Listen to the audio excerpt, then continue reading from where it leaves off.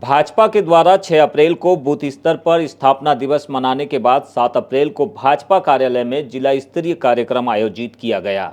इस मौके पर सबसे पहले भाजपा कार्यालय में हाईटेक सुविधाओं का सांसद भारती पारधी और पूर्व मंत्री गौरीशंकर बिसेन ने फीता काटकर शुभारंभ किया। इसके बाद मंचीय कार्यक्रम के माध्यम से पार्टी के स्थापना दिवस पर अब तक के सफर पर विचार व्यक्त किया गया। साथ ही पार्टी के कार्यों को लेकर प्रदर्शनी भी लगाई गई। कार्यक्रम में भाजपा जिला अध्यक्ष रामकिशोर नानोकावरे, पूर्व अध्यक्ष रमेश रंगलानी, पूर्व अध्यक्ष रमेश भटेरे, विधायक राजकुमार कर्राहे, नगरपालिका अध्यक्ष भारती सुरजीत सिंह ठाकुर सहित जिले भर के भाजपा नेता और पदाधिकारी प्रमुख रूप से मौजूद रहे। क्योंकि मन का संकल्प था और संकल्प में यदि विकल्प ना हो तो परमात्मा भी आपके साथ खड़ा होता है। 2 साल बाद फिर चुनाव हो गए। 1990 की लोकसभा के बाद 1991 में देश में फिर चुनाव हुए थे। हम 85 से बढ़ के पहुंच गए 120।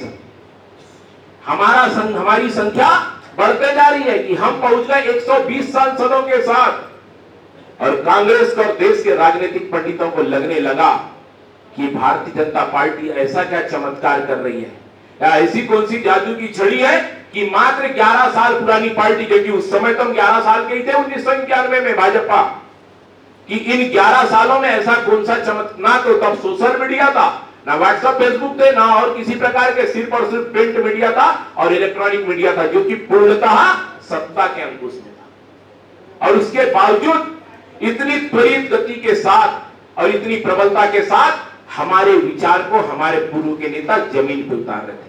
आज तो समय बहुत फेवर में है, आज तो समय बहुत अनुकूल है।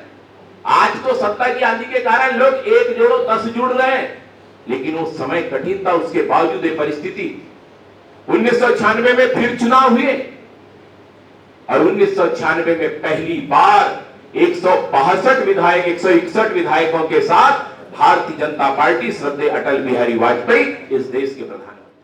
रमेश भटेरे ने अपने संबोधन में 1980 के बंबई महाअधिवेशन से लेकर 2024 के लोकसभा चुनाव पर विस्तृत विचार रखे। उन्होंने बताया कि एक दौर था जब पार्टी के पास मात्र 2 सांसद हुआ करते थे, लेकिन भाजपा नेताओं और कार्यकर्ताओं ने कभी भी पीछे मुड़कर नहीं देखा। वे निरंतर कार्य करते गए, जिसका परिणाम ये हुआ कि आज हम विश्व की सबसे बड़ी पार्टी है। कभी हमने 13 दिनों की सरकार भी चलाई, लेकिन आज हम निरंतर 11 सालों से केंद्र की सत्ता में हैं। यह जीत सांस्कृतिक राष्ट्रवाद की जीत है, यह जीत हमारी विचारधारा की जीत है, यह जीत हमारी नियत और नीति की जीत है। हमारे 182 सांसद जहां 1999 में थे, 2004 में हम एक तो उस समय एनडीए बन चुका था, सरकार से भी बाहर हो गए और भाजपा के हमारे सांसदों की भी संख्या 182 से घट के बच गई, कितनी 138 हमारे सांसदों की भी संख्या गिर गई। और उसके बाद 2009 में भी चुनाव हुए, उस समय मनमोहन सिंह देश के प्रधानमंत्री थे। 1999 में हमारी संख्या फिर घट गई और बच गए मात्र 119। हम कहां 182 पे थे और कहां आ गए 119। लेकिन ये तो भारतीय जनता पार्टी का कार्यकर्ता है।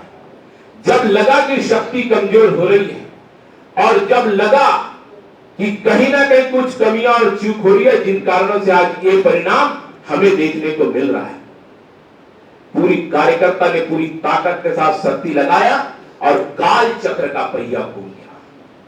और जो कुछ आगे हुआ है 2014 से, वो सब जानते हैं कि 282, उसके बाद 2019 में 303 और आज हम फिर से 240